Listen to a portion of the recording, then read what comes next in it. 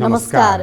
यो समाचारमा स्वागत छ। म सचिता बुढाथोकी। म दिपेश घिमिरे। सुरु गरौँ अहिलेसम्मका प्रमुख समाचारबाट।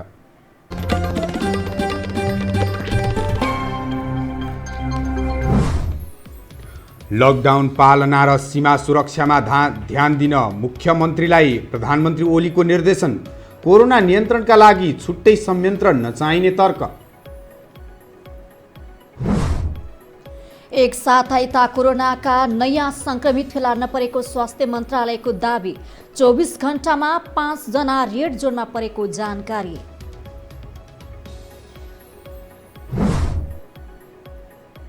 विपदका बेला पनि सत्तारूढ नेकपाका केन्द्रीय नेताहरूबीच मतभेद। नेतृत्वलाई विभाजनको दिशामा पुर्याउन केहीले भ्रम फैल्याएको आरोप।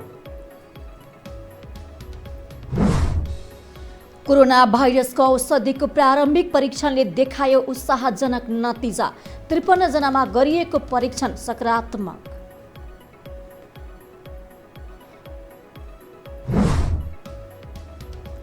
र कोरोनाका कारण रोकिएको फुटबल खेलाउन हतार गर्न नहुने फिफाको भनाई। सुरक्षालाई पहिलो प्राथमिकतामा राख्नुपर्ने प्रतिक्रिया।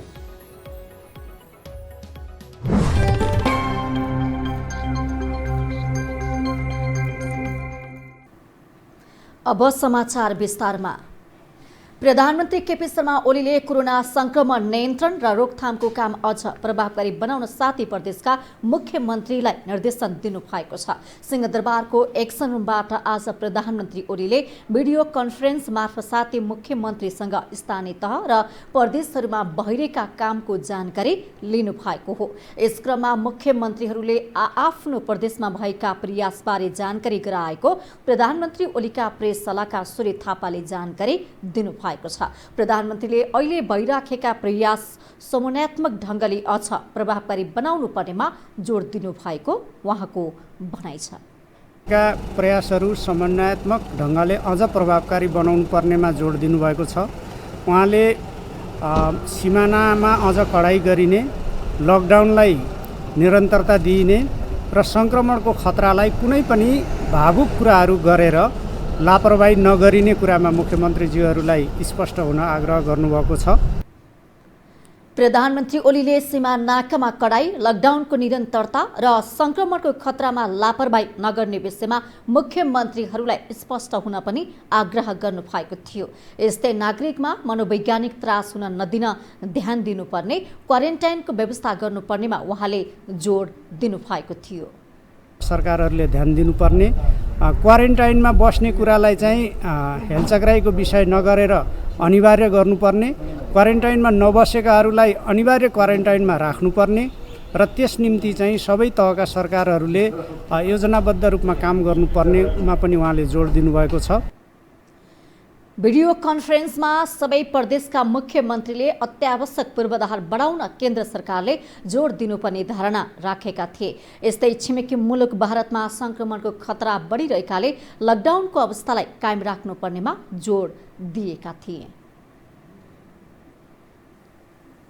सरकारले एक साता यता कोरोना भाइरसको नयाँ संक्रमण फेला नपरेको जनाएको छ। स्वास्थ्य तथा जनसङ्ख्या मन्त्रालयले आज आयोजना गरेको नियमित पत्रकार सम्मेलनमा मन्त्रालयका प्रवक्ता डाक्टर विकास देवकोटाले 7 दिन यता नयाँ संक्रमण नभेटिएको बताउनु भएको हो। उहाँले प्रत्येक दिन 700-800 भन्दा बढीको परीक्षण भइरहे पनि नयाँ संक्रमण फेला नपरेको बताउनु भएको हो। यस्तै परीक्षणको दायरा बढाउन काठमाडौँको वीर अस्पतालबाट परीक्षण सुरु गरेको उहाँले बताउनुभयो। प्रवक्ता देवकोटाले आइतबारदेखि काठमाडौँमा 2 ठाउँबाट कोरोना संक्रमण परीक्षण हुने बताउनुभयो। हालमा पनि परीक्षण सुरु हुनेछ। यससँगै अब एक थप चाहिँ उपत्यकामा 2 ठाउँमा चाहिँ आजबाट सुरु भएको छ। अहिलेसम्म नेपालभर 882 जना क्वारेन्टाइनमा रहेका छन् भने आइसोलेसनमा 82 जना रहेका छन्। प्रवक्ता देवकोटाले 3 दिन यता र्यापिड डायग्नोस्टिक किटको माध्यमबाट परीक्षणको दायरा बढाइएको बताउनु भएको छ। यस्तै 77वटै जिल्लामा र्यापिड डायग्नोस्टिक किटबाट परीक्षण गर्ने तयारी गरेको समेत उहाँले बताउनु भएको हो। प्रवक्ता देवकोटाले 24 घण्टामा 5 जना रेड जोनमा परेको र अहिलेसम्म 189 जना रेड जोनमा रहेको पनि बताउनुभयो।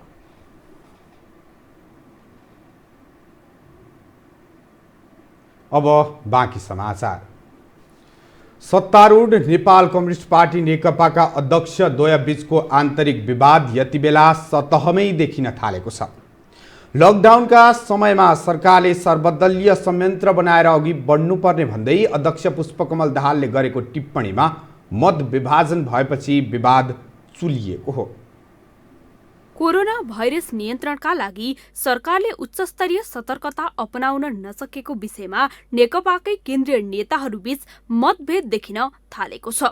कोरोना नियन्त्रणका लागि सरकारले मात्रै नभई सर्वदलीय संयन्त्र मार्फत अघि बढ्नुपर्ने नेकपा अध्यक्ष पुष्पकमल दाहालको अभिव्यक्तिपछि नेता कार्यकर्ता दुई ध्रुवमा विभाजित भएका हुन्।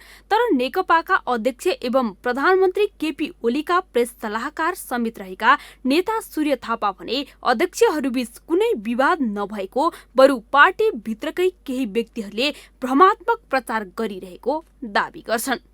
अध्यक्षज्यूहरूका बीचमा कुनै विवाद छैन। विवाद सिर्जना गर्ने कोसिस गर्नेहरूको यो बेकारको प्रयास हो।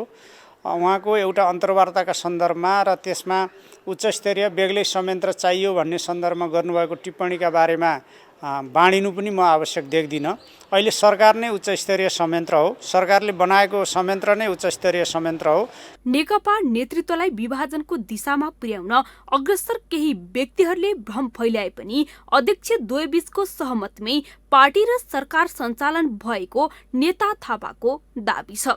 त्यसो त अध्यक्ष दाहालको टिप्पणीको खण्डन गर्दै अर्का अध्यक्ष केपी ओलीले कोरोना विरुद्ध लड्न सत्तारूढ नेकपाकै सरकार बाहेक कुनै संयन्त्र आवश्यक नरहेको बताएका छन्। पार्टी र सरकार सञ्चालनका क्रममा देखिएका सानातिना विवादलाई आन्तरिक असन्तुष्टिको संज्ञा दिनु उपयुक्त नभएको नेताहरूको भनाइ छ।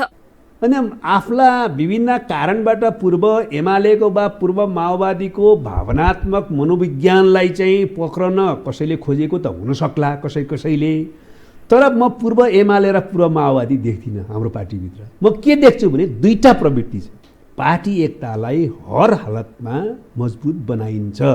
पार्टी एकतालाई कमजोर पार्ने वा पार्टी एकतालाई बिग्र उन्मुख गराउन खोज्ने कुनै पनि प्रवृत्तिलाई निरुत्साहित गर्ने दिशातिर जोरदार रूपले काम गरिन्छ। पार्टीभित्र र सरकार सञ्चालनमा अध्यक्ष द्वयको पूर्ण सहमति रहेको बताइए पनि नेता कार्यकर्ताले भने सामाजिक सञ्जालमा आफू निकट नेताको पक्षमा समर्थन र विपक्षको आलोचना गरिरहेका छन्। सबै विमति भुलेर कोरोना संक्रमण नियन्त्रण र रोकथाममा लाग्नुपर्ने बेलामा पक्ष र विपक्षमा रहेर आलोचना गर्नु दुःखद भएको कतिपयको बुझाइ छ। यो हो टेलिभिजनका लागि क्यामेरामा डीबी मगरका साथ कान्ति नेउपाने, काठमाडौँ। नेपाली नागरिक लकडाउनका कारण घरभित्र थुनिएको 3 हप्ता पुग्नै लाग्यो। घरभित्र बसिरहँदा तपाईँ हामीलाई कहिलेकाहीँ यसो हिँडडुल गर्न पाए हुन्थ्यो जस्तो लाग्छ। तर कतिपयका लागि हिँड्न रहर नभएर बाध्यता छ, त्यो पनि केही किलोमिटर होइन, कोसौँ दूर। दृश्यमा देखिएका यी युवा न लकडाउन उल्लङ्घनका लागि हिँडिरहेका हुन्, न त रहरले बरालिन हिँडेका नै हुन्, न त यिनीहरू कामको खोजीमा भौतारी रहेका नै हुन्। लकडाउनको पीडा कति हुन्छ सायद कसैलाई थाहा छ भने यो यिनीहरूलाई नै थाहा होला। यी युवा राजधानी काठमाडौँसँगै जोडिएको जिल्ला सिन्धुपाल्चोकको भोटेचौरबाट प्रदेश 5 को बाँके हिँडेका छन्। लकडाउन सुरु हुनु अघिसम्म यी 5 जना सिन्धुपाल्चोक स्थित डाँडागाउँ भोटेचौरमा घर बनाउने काम गर्थे। लकडाउन सुरु भएपछि काम रोकियो, यिनीहरू बेरोजगार भए। काम गर्ने स्थानमा खाना खाने बस्ने व्यवस्था पनि आफैले मिलाउनु पर्ने भयो। गोजीमा पैसा हुने बेलासम्म आफैले केही किनेर खाए। बिस्तारै यिनीहरूको खल्ती पनि रित्तिँदै गयो। काम नभएकाले पसलमा उधारो पनि पाउन छाडे। चामल त पसलबाट किनेर खाएको, अब पसलमा पनि बन्द गरिदिए, उधारो पनि दिएन, पैसा पनि हामीसँग थिएन। हजुर यहाँ अर्को साहुको ढलान गरे त्यही साहुको पैसा बचेको थियो अलिअलि त्यही साहुको यहीँ काठमाडौँमा आएर पैसा लिएको अलिअलि छ। लकडाउन कहिले खुल्छ पत्तो नभएपछि उनीहरू हिँडेरै थाथलो राप्ती सुनारी गाउँपालिका वडा नम्बर 5 को बिनौना पुग्ने निधो गरे। घर बाँके कुन ठाउँ? राप्ती पारी सुनारी। हजुर। अनि यहाँ चाहिँ कहाँ के काम गर्नुहुन्थ्यो? यहाँ घर बनाउने काम, हितगारा काम गर्नु, प्लस्तर गर्ने सिन्धुपाल्चोक। सिन्धुपाल्चोक। हजुर। अहिले चाहिँ तपाईहरु कहाँबाट आउनुभयो? अहिले सिन्धुपाल्चोकबाट आएको। सिन्धुपाल्चोकको कहाँदेखि? त्यही भोटेचौरबाट। भोटेचौरबाट कहिले हिँड्नुभयो? बिहान 5 बजे। बिहान 5 बजे? हजुर। बिहान खाएर आउनुभयो कि भोकै हिँड्नुभयो कि? खाएर आएको बिहानै। हजुर। त्यहाँ बस्नलाई के भयो त अहिले? अहिले बस्नलाई त ठिकै छ, त्यहाँ अहिले के भनौँ खानाको व्यवस्था अहिले मिलेन, त्यही किनेको। साथमा भएको झोला भिरेर चाउचाउ पानी किनेर शनिबार बिहान 5 बजे सिन्धुपाल्चोकबाट हिँडे। अब पहिला त भन्यौँ हामीले, तर अब फेरि अब पहिला पास मिल्थ्यो होइन, तपाईँको 11 गतेदेखि लकडाउन भएको पास मिल्थ्यो, 18 गतेसम्म मात्रै पासको थियो होइन, त्यही बेलादेखि बन्द भयो। अनि अब फेरि अब खुल्दैन कि भनेर अब हामीले फेरि अब हिँड्न आजदेखि सुरु गरेको। अब हिजो तपाईँको भनेको थियो आज र भोलि खुल्छ भनेर, त्यही सुनेर पनि हिँडेको हामीले। मेन कुरो त यी युवा दिउँसो करिब 3 बजे काठमाडौँको चाबैल आइपुगेका थिए। यही बेला हामीले यिनीहरूलाई भेटेर यिनीहरूको दर्दनाक अवस्था तपाईहरूलाई देखाउन पाएका हौ। यहाँबाट यी युवा गन्तव्यतर्फ लाग्दै गर्दा पानी पर्न थालेको थियो, तर कहाँ बस्ने के खाने टुङ्गो थिएन। आज अब बस्ने भनेको अब हिँड्दै जाने, अब कहीँ अब त्यही सतरको छेउछाउमा अब बाटो मात्रै बस्नुपर्छ। अब कसैको घरमा बस्न मिल्दैन, आजभोलि त त्यही कोरोनाको चर्चित छ होइन, त्यही कारणले अब कसैले अब त्यसरी वास्ता दिन्न, तर त्यही रोडको कुनै साइडमा हेरेर कहीँ प्रतीक्षालय भए त्यस्तो ठाउँमा बस्नु पर्ला। बाटोमा भेट्ने कसैले यिनीहरूको समस्या बुझ्दैनथ्यो। उनीहरू 5 जना हिँडिरहेको परसम्म हामीले हेरिरह्यौँ, हाम्रो मनमा कुरा खेलिरह्यो। यस्तो समस्यामा परेकाका लागि हाम्रो सरकार किन कठोर बनेको होला? उनीहरूलाई सकुशल जन्मथलो पुर्याउन किन पहल नगरेको होला? क्यामेरामा अजय मोक्तानका साथमा सम्वेक बस्नेत, काठमाडौँ। कोरोनाको जरो जाँच गर्ने मेसिन थर्मल गन कालोबजारी गरिरहेका बेला प्रहरीले रङ्गेहात पक्राउ गरेको जगदम्बा सिमेन्ट र स्टिलका मालिक सुलभ अग्रवाल जोगाउन राजनीतिक दौडधुप चल्न थालेको छ। राज्य मन्त्रीदेखि मारवाडी समुदायका उद्योगी व्यवसायी शक्ति केन्द्र धाउन थालेका हुन्। एक रिपोर्ट। मंगलबार प्रहरीको पक्राउमा परेका जगदम्बा सिमेन्ट र स्टिलका मालिक सुलभ अग्रवाल प्रहरी हिरासत भित्रै छन्। यद्यपि उनलाई जोगाउन शक्ति केन्द्रहरूमा दौडधुप पनि सुरु भएको छ। सुलभ अग्रवाल मारवाडी समुदायका उद्योगी हुन्।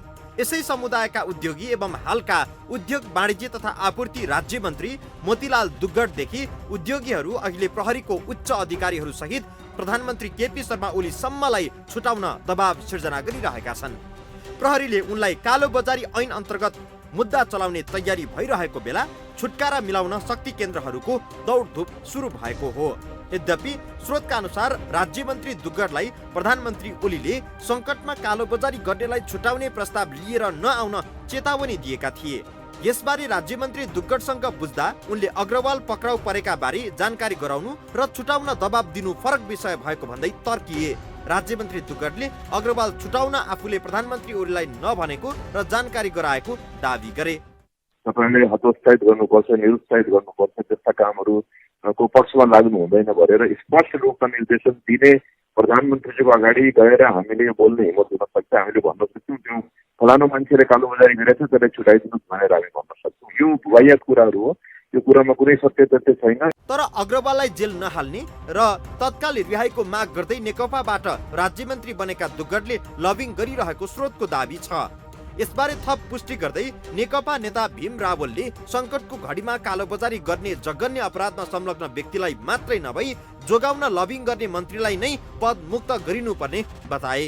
यस्तो कालोबजारी गर्ने व्यक्तिलाई विद्यमान कानुनले हदैसम्म जे सजाय दिन्छ त्यति सजाय गर्नुपर्छ र त्यसमा कुनै पनि प्रकारको मोलाइजा हुनु हुँदैन र सँगसँगै निजले त्यो सामग्री ल्याउँदा कसको समर्थनमा ल्याएका हुन्, त्यसमा को व्यक्ति छन्, यसको जरो मूलो जम्मै खोज्नुपर्छ र जो व्यक्तिसँग छन् जम्मैलाई कारवाही गर्नुपर्छ भन्ने आम जनताको भावना हो। मेरो पनि त्यही नै धारणा छ। अब यस्तो क्रियाकलाप गर्ने व्यक्तिलाई सरकारको मन्त्री पदमा रहेको व्यक्तिले कहीँ सक्रिय केन्द्रमा धाउने वा त्यहाँ जाने काम कसैले गर्छ भने त्यस्तो व्यक्तिलाई पनि तुरुन्तै पदमुक्त गर्नुपर्छ र कारबाही गर्नुपर्छ। मन्त्री दुग्गड र पक्राउ परेका अग्रवाल बीच व्यक्तिगत भन्दा पनि व्यावसायिक सम्बन्ध छ।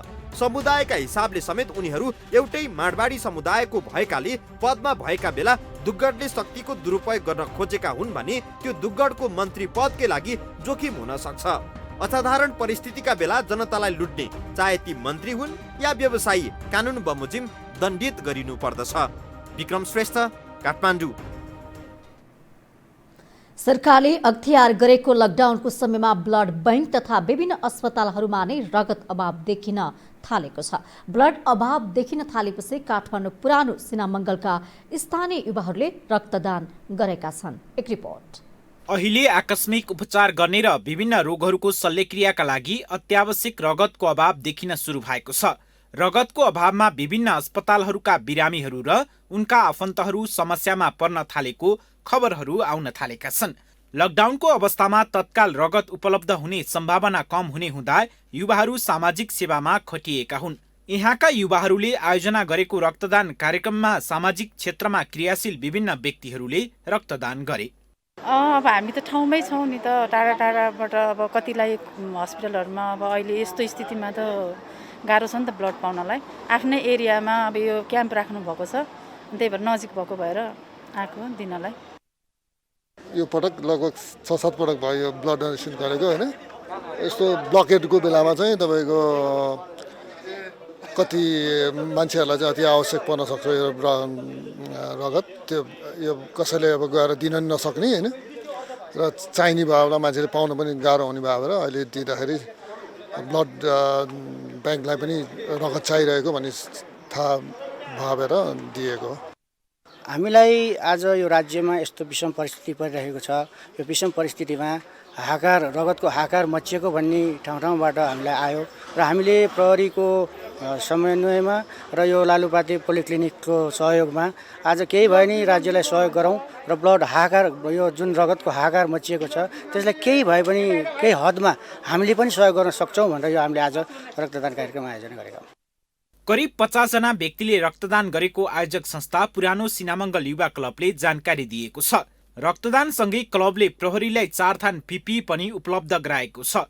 पिपिई उपलब्ध गराएपछि कोरोना भाइरसको जोखिम कम गर्न प्रहरीलाई सहयोग पुग्ने विश्वास लिएको छ। हैन, यसको सामानहरू हाम्रो लागि महत्त्वपूर्ण छ र अब हामी जुन फिल्डमा खटिँदाखेरि समय सापेक्ष हामीले जुन सुरक्षा अपनाउनु पर्ने छ, यसले चाहिँ हामीलाई पनि थप सुरक्षा प्रदान गर्छ। यी सामानहरूले यी जुन समाजका अग्रजहरू हुनुहुन्छ उहाँहरूले हामीले जुन प्रदान गर्नुभएको छ यसको लागि उहाँप्रति हामी आभार व्यक्त गर्दछौँ। अहिले जसले पनि यस्ता खालका कार्यहरू गर्छन् ती सबैको योगदान असाध्यै महत्त्वपूर्ण रहन्छ। किनभने देश मात्रै होइन, सारा विश्व नै अहिले चाहिँ नि कोरोना भाइरसको आतङ्कबाट प्रताडित भइरहेको परिवेशमा राज्यहरू कसरी कोरोना नियन्त्रण गर्ने भन्ने एउटा विषयमा केन्द्रित भइरहँदाखेरि अरू धेरै यस्ता विषयहरू छन् समाजमा जसले चाहिँ नि समाजलाई असाध्यै असर गर्ने विषयहरू छन्। जस्तो यही रक्तदानकै विषय, ब्लड ब्याङ्कहरूमा ब्लड छैन, राज्य त्यसमा पुग्न सकेको छैन। यसरी स्वतःस्फूर्त रूपमा चाहिँ नि संस्थाहरू क्लबहरू लागेर ब्लड चाहिँ को जो गर्नु भने त्यो त असाध्यै पुण्य कर्म हो। र हामी आफै क्वारेन्टाइनमा बस्नुपर्ने अवस्थामा पनि यो राष्ट्रिय यो ब्लड हामीले विभिन्न सञ्चार माध्यमबाट यो रगतको कमी भएको हामीले सुनिरहेका छौँ र यस अवस्थामा पनि यस लालुपातेको प्राङ्गणमा आएर ब्लड डोनेसन कार्यक्रम यो सम्पन्न भइदिएको छ। क्लबसँगै लालुपाते पोलिक्लिनिक तथा पुरानो सिनामङ्गल मन्दिर परिषदको संयुक्त आयोजनामा रक्तदान गरिएको हो। रक्तदान मात्रै नभएर यहाँ क्रियाशील विभिन्न क्लबहरूले लकडाउनको समयमा समस्यामा परेकाहरूलाई राहत उपलब्ध गराउने तथा खाना खुवाउने काम पनि गरिरहेका छन्। अन्य सामाजिक सङ्घ संस्थाहरूले पनि रक्तदान जस्ता सामाजिक सेवाका काम गर्न सके गरिब, असहाय, अशक्तहरू प्रत्यक्ष लाभान्वित हुनेछन्। क्यामेरामा टिभी मगरको साथमा सम्वेक बस्नेत, काठमाडौँ।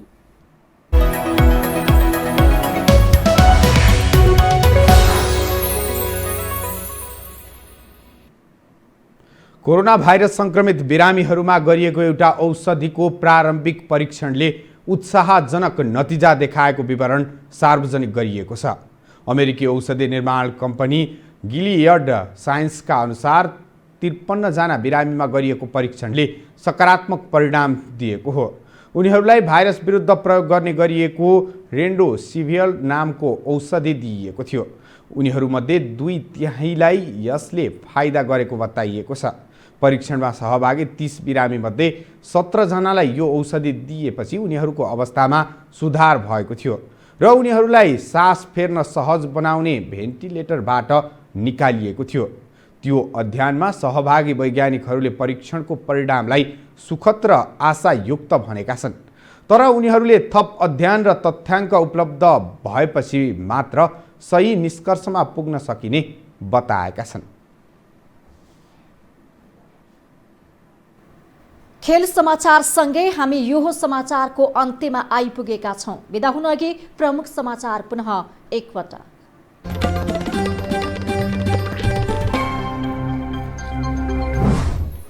लकडाउन पालना र सीमा सुरक्षामा ध्यान दिन मुख्यमन्त्रीहरूलाई प्रधानमन्त्री ओलीको निर्देशन। कोरोना नियन्त्रणको लागि छुट्टै संयन्त्र नचाहिने तर्क।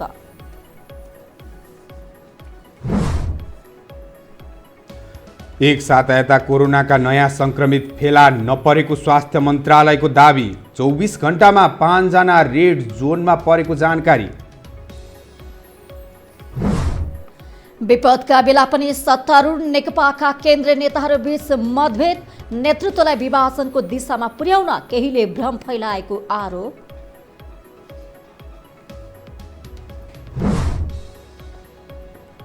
कोरोना भाइरसको औषधिको प्रारम्भिक परीक्षणले देखायो उत्साहजनक नतिजा। 53 जनामा गरिएको परीक्षण सकारात्मक। र कोरोनाको कारण रोकिएको फुटबल खेलाउन हतार गर्न नहुने फिफाको भनाई। सुरक्षालाई प्राथमिकतामा राखिनुपर्ने प्रतिक्रिया।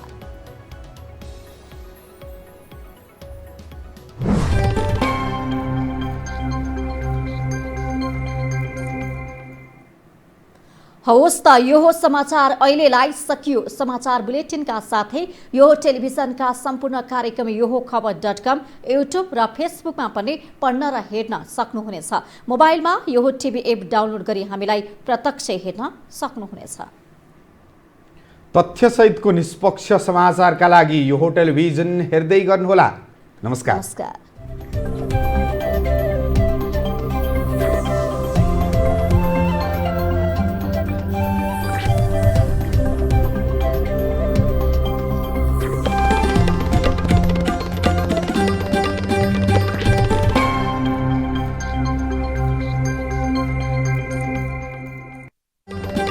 यो हो समाचारको साथमा BNB हस्पिटल, स्वास्थ्य उपचारको क्षेत्रमा अग्रणी हस्पिटल। स्वास्थ्य स्तरमा वृद्धि, जीवनमा समृद्धि।